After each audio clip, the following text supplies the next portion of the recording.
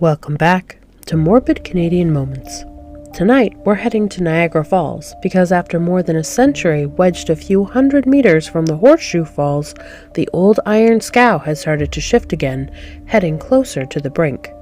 So we're revisiting the rescue that made it famous, and the family, one I am distantly related to, whose name became tangled in legend, hubris, and what some call a curse. Though I certainly hope not. In 1918, a sand scow broke loose upriver and lodged on a rock shelf near the top of the falls. For hours, 2 men were stranded aboard, surrounded by violent whitewater, while crowds watched helplessly from the shore. A joint effort from both sides of the border, including the Coast Guard, park police, firefighters, and local authorities, managed to stretch a lifeline across the river.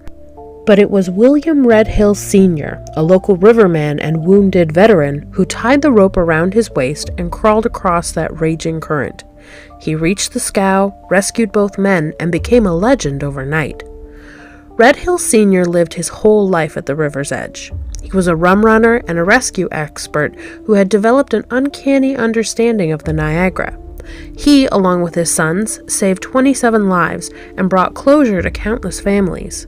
But Red had a showman's ego and regularly rode the whirlpool rapids in steel barrels plastered with his accomplishments. Perhaps it was the daring rescues or the audacity of his bravado in challenging the Niagara in the first place that came back around for his children. Redhill Jr. grew up in his father's shadow, and in 1951 he climbed into a homemade contraption called The Thing, made of steel mesh and inner tubes to go over the falls, a stunt his father had always condemned. The river didn't break the device, it swallowed it, and Jr. was found the next morning. The spectacle was so unsettling that the government imposed a media ban on future stunts, a ban that stands today.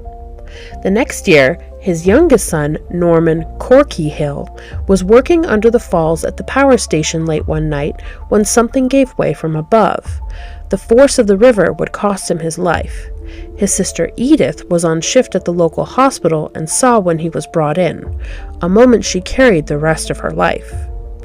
Major Lloyd Hill, who had run the rapids in a barrel 4 times, spiraled after losing his brothers.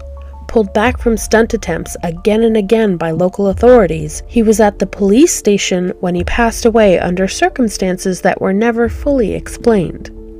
3 brothers gone, all tied to the river.